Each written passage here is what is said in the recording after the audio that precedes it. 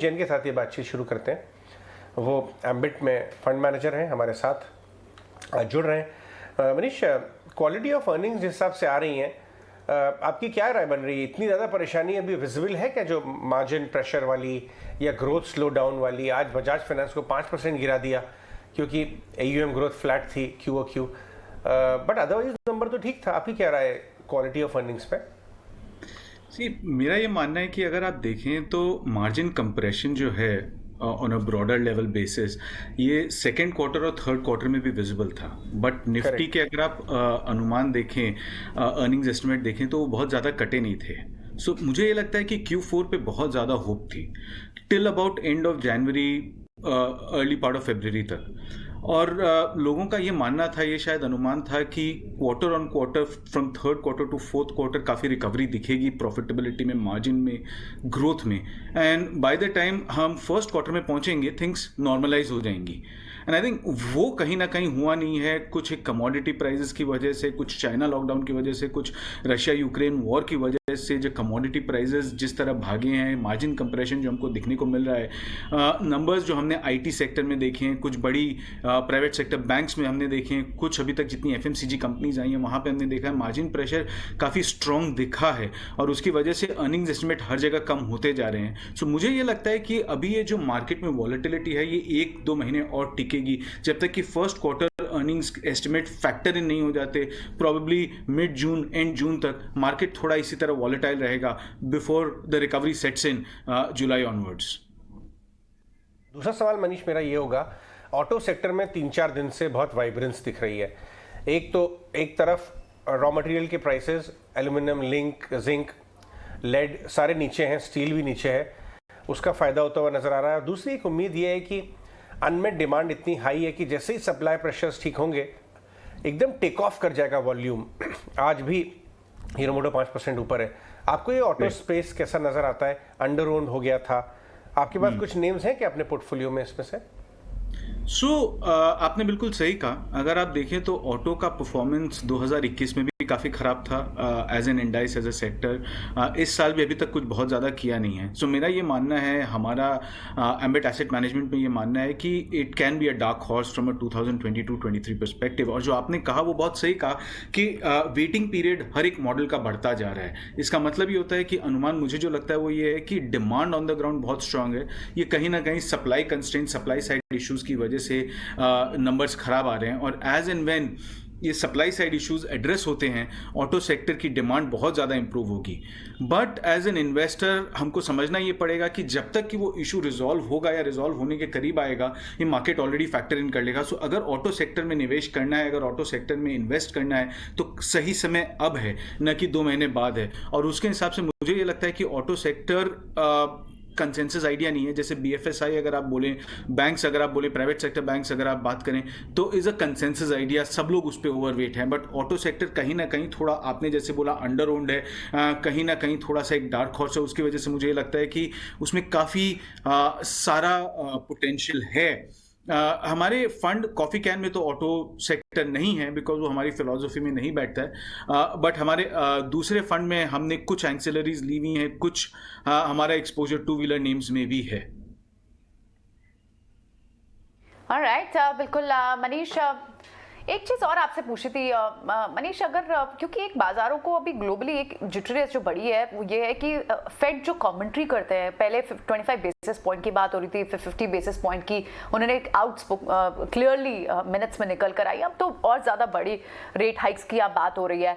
बाजार किस तरह की एंटिसिपेशन लगा रहा है? कितना एडजस्ट कर चुका है इसको, या फिर ये एडजस्टमेंट फेज में ही चल रहे हैं?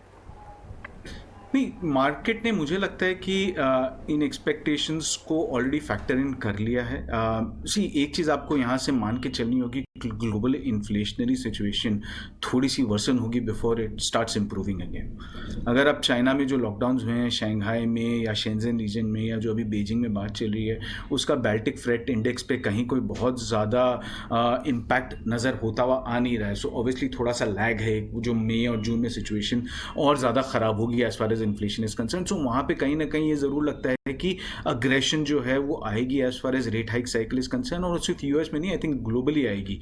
सो from that perspective I think market already ये फैक्टर इन कर रहा है. और वो सेंसिटिविटी कहीं ना कहीं ये भी दिखती है कि जहां पे भी अर्निंग्स मिस, अगर मैं इंडिया की बात करूं या डोमेस्टिक मार्केट्स की बात करूं, थोड़ा सा भी आता है, वो रिएक्शन बहुत एग्जैजरेटेड दिखता है. ये आपको आईटी इंडेक्स में दिख रहा है. क्वार्टर 3 एंड क्वार्टर 4 के रिजल्ट जहां पे भी थोड़े से मिस आए थे, इंडेक्स 17-18% डाउन है. अभी थोड़ी देर पहले हम बजाज फाइनेंस की बात कर रहे थे कि रिजल्ट्स बाय एंड लार्ज अच्छे ही थे. सबने अपने एस्टिमेट्स बढ़ाए हैं, सबने अपना टारगेट प्राइस बढ़ाया है, बट स्टॉक फिर भी 6% डाउन है. सो कहीं ना कहीं ये सेंसिटिविटी बढ़ जाएगी as an investor in a rising interest rate scenario. जब इंटरेस्ट रेट्स ऊपर जा रही हैं, आपको बहुत कॉन्शियस होना पड़ेगा अबाउट रिस्क वर्सेस रिवॉर्ड.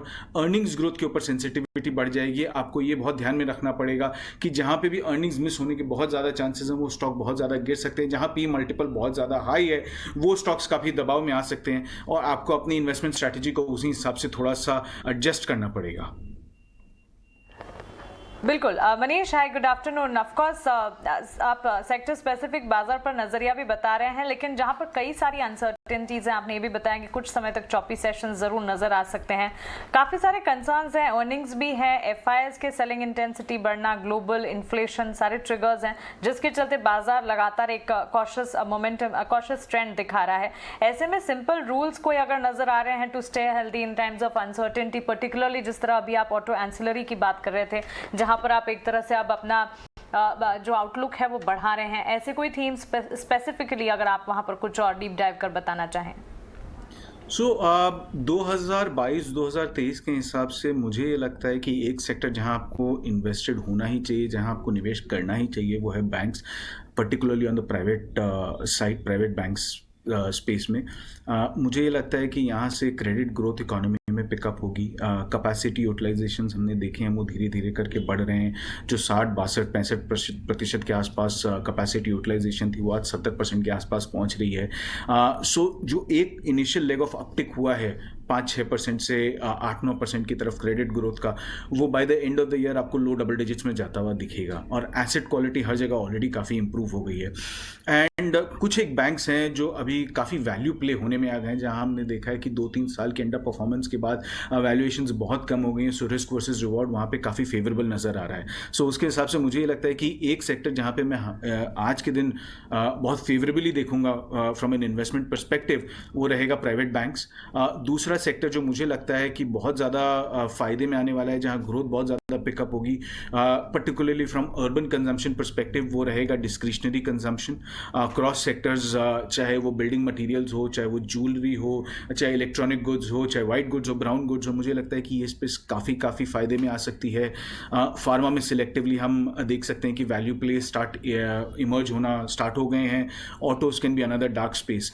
सो ये and IT services of course after the correction मुझे लगता है कि काफ़ी वैल्यू इमर्ज होने वहाँ लग गई है. रिस्क वर्सेस रिवॉर्ड काफ़ी फेवरेबल है. प्रोबेबली ग्रोथ प्रेशर एक और क्वार्टर दिख सकता है Q1 के बाद. आप वहाँ पे काफ़ी ड्रामेटिक इंप्रूवमेंट देखेंगे as far as growth trajectory and margin trajectory is concern. So the only sector जहाँ पे मैं थोड़ा सा कॉशियस रहूँगा वो है FMCG. But other than that banks में मैं पॉजिटिव रहूँगा, ऑटोज में मैं पॉजिटिव रहूँगा, फार्माज में और IT सर्विसेज में एंड डिस्क्रिशनरी कंजम्पशन में, इन स्पेसेस में मैं काफ़ी पॉजिटिवली इंक्लाइंड रहूँगा एट द मोमेंट. आपके पास काफ़ी कुछ कंज्यूमर नेम्स भी हैं अपने कॉफ़ी कैन पोर्टफोलियो में, तो मैं कंज्यूमर नेम्स की बात करूँगा. एक तरफ वो कंज्यूमर नेम्स जिनके ऑफकोर्स HUL का आज नंबर है, कुछ कंज्यूमर नेम्स एशियन पेंट्स जैसों ने रेगुलर लेवल पे प्राइस हाइक्स लिए हैं लास्ट कुछ दिनों में. एक ये कैटेगरी हो गई. दूसरी कैटेगरी है कुछ नए रिप्रेजेंटेशन है कंज्यूमर नेम्स के मार्केट पे. अदानी विल्मर एक अच्छा इंटरेस्टिंग कंज्यूमर नेम, IPO आया 2-3 महीने पहले. Ruchi Soya another consumer name. Patanjali foods हो जाएगा कंपनी का नाम. आपका क्या व्यू बन रहा है इन कुछ नामों पे? बिजनेस मॉडल्स की बात कर रहा हूँ मैं, स्टॉक पे बात नहीं कर रहा. नहीं, आपको एक चीज़ समझनी पड़ेगी कि हम आज भी हमारे पास बहुत हेडरूम है as far as growth is concern, right. On an average हमारा per capita GDP is close to $2,000, right. उसमें से अगर आप रूरल देखें तो वो क्लोज टू $400-500 होगा पर कैपिटा GDP. एंड अगर हमारी इकोनॉमी 6-7% पे ग्रो करती रहती है इन रियल टर्म्स और 10-12% पे ग्रो करती रहती है इन नॉमिनल टर्म्स, देन ये नंबर यहाँ से ऊपर जाता रहेगा, बिकॉज पॉपुलेशन ग्रोथ रेट यहाँ से अब 1% या उससे कम पे रहेगी, थोड़ा थोड़ा स्टैग्नेशन की तरफ मूव करेगी। सो इसका मतलब ये है कि अगले 5 से 6 साल में आप एक्सपेक्ट करते हैं ये $2,000 का जो नंबर है ये $3,000 के आसपास जाएगा, और प्रॉब्ली 10 साल में ये $3,000 का नंबर जो है ये $4,000 की तरफ जाएगा। सो बाय 2030-2032 आप एक्सपेक्ट कर सकते हैं कि हमारी पर कैपिटा जीडीपी जो है वो यहाँ से डबल हो जाएगी, हमारी पर कैपिटा इनकम जो यहाँ से डबल हो जाएगी। So consumption as a theme is going to remain relevant, और वहाँ पे कई सारे पॉकेट्स दिखते हैं जहाँ पे पेनिट्रेशन लेवल्स, यूजेज लेवल्स काफ़ी कम है, जहाँ पे ये overall from a top down perspective जो थीम है वो निकल के आती है, वो काफ़ी अट्रैक्टिव है। कुछ स्पेसेस हैं जैसे फूड है, ईटिंग आउट है, या ड्यूरेबल कंजम्पशन है, या डिस्क्रिशनरी कंजम्पशन है। ये काफ़ी सारी कैटेगरीज हैं जो पिछले 4-5 साल में निकल के आई हैं, जो काफ़ी बड़े रूप से इमर्ज हो रही हैं आज के दिन, और मुझे लगता है कि अगले 10-15 साल में ये काफ़ी बड़ी हो सकती हैं। सो एज एंड व्हेन जहां आपको अट्रैक्टिव अपॉर्चुनिटी मिले from a top down perspective, मैं वैल्यूएशन पे इतना ज़्यादा ध्यान नहीं दूंगा, मैं शॉर्ट टर्म मूवमेंट के ऊपर भी इतना ध्यान नहीं दूंगा, मगर अगर आप लॉन्ग टर्म निवेशक हैं, अगर आपका इन्वेस्टमेंट होराइजन 5 से 10 साल है, तो यहाँ पे काफ़ी अपॉर्चुनिटीज़ है जहाँ पे आप फेवरेबली इन्वेस्ट करने के हिसाब से देख सकते हो। From a top down perspective these sectors, these stories, these segments ये बहुत अट्रैक्टिव लगते हैं। केस में आपको इंश्योरेंस स्पेस पर क्या व्यू बन रहा है आपका, विद LIC IPO कमिंग, और 6th बिगेस्ट मार्केट कैप भी होगी इंडिया की, और one of the biggest IPO है ये।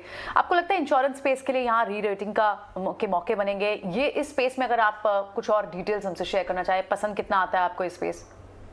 नहीं, insurance is something that we own. So हमारे कॉफ़ी कैन में भी है, हमारे एक और फंड में भी है। सो ये हमें सेक्टर ऐसा है, जो सेगमेंट जो है वो हमें पसंद आता है, और यहाँ पे अगर आप देखें तो comparatively we are under invested in this sector as an economy, as a general public की मैं अगर बात करूँ तो insurance, general insurance, life insurance दोनों में ग्रोथ का रूम बहुत है यहाँ से अगले 10 से 15 सालों में। और सबसे अच्छी बात यह है, जो हम थोड़ी देर पहले बात कर रहे थे, कि LIC IPO एक बहुत ही रीजनेबल वैल्यूएशंस पे आ रहा है। मार्केट को ध्यान में रखते हुए हमने वैल्यूएशंस को काफ़ी कम कर दिया है। सो यहाँ से इन्वेस्टर के लिए टेबल पे हमने बहुत कुछ छोड़ा है, मनी मेकिंग अपॉर्चुनिटी के हिसाब से। सो मुझे ये लगता है कि यहाँ से एक बार IPO ख़त्म हो जाए, और ये सारा जो LIC IPO के ऊपर अनसर्टेनिटी है जो 6-7 महीने से चल रहा है, ये एक बार हमारे पीछे चला जाए, तो इंश्योरेंस एज अ सेक्टर अगले 1 साल में काफ़ी अच्छा रिटर्न दे सकता है। So I am very positively inclined. Manish, साथ ही coming on to Q4 FY22 results, season of course start हो चुका है, kick start with good numbers, financials, NBFCs के भी कुछ नंबर्स आते हुए दिखे, पर्टिकुलरली फार्मा, फाइनेंशियल्स और ऑयल एंड गैस पर आपका नजरिया जानना चाहूंगी, क्योंकि फार्मा को एक कॉस्ट इन्फ्लेशन का पिंच यहाँ पर देखने को मिला है, फाइनेंशियल्स के कुछ नंबर्स अच्छे आए हैं, and again rising oil and gas prices, commodity prices. क्या लगता है ऑयल एंड गैस के लिए पॉजिटिव होगा?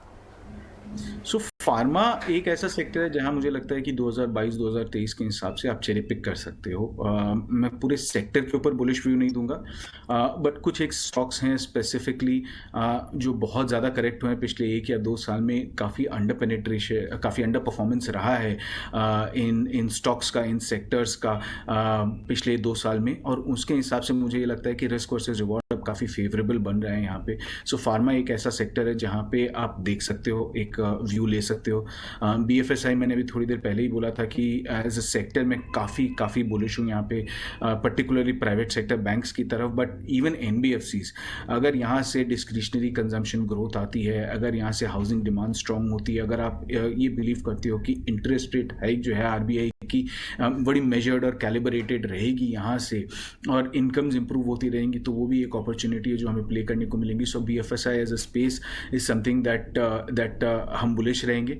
ऑयल एंड गैस में हमेशा दूर रहना चाहता हूँ, बिकॉज गवर्नमेंट का इंटरवेंशन होता है, बहुत सारे मूविंग पार्ट्स होते हैं, बहुत अनसर्टेनिटी होती है, बहुत सारे फैक्टर्स होते हैं जो आपके कंट्रोल में नहीं होते, जो अफेक्ट करते हैं। ये एक्सचेंज रेट हो सकता है, ग्लोबल ऑयल प्राइजेस हो सकता है, सब्सिडीज हो सकती हैं। So as a rule risk बहुत ज़्यादा होता है वहाँ पे। सो मैं at least personally and as a house Ambit we try to stay away from oil and gas. Last correction में एक आखिरी सवाल, मनीष, आपने लास्ट 3-4 महीने करेक्टिव फेज में कहाँ पे पोजीशंस ऐड की हैं?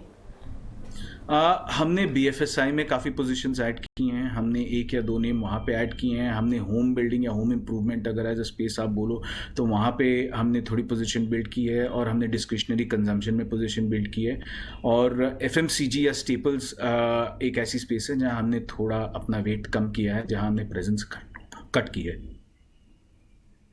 तो मनीष अपने सेक्टर्स पर अपना व्यू शेयर करते हुए और कहाँ उन्हें अट्रैक्शन लगते हैं, कहाँ उन्हें वैल्यूएशन के लिहाज से कंफर्ट दिखता है, ये सारे स्पेस पर हमसे बात करते हुए एम्बिट एसेट मैनेजमेंट से मनीष जैन हमसे बात कर रहे थे। बहुत बहुत शुक्रिया मनीष इस पूरी चर्चा के लिए और इस सारे व्यूज शेयर करने के लिए, बहुत बहुत शुक्रिया आपका।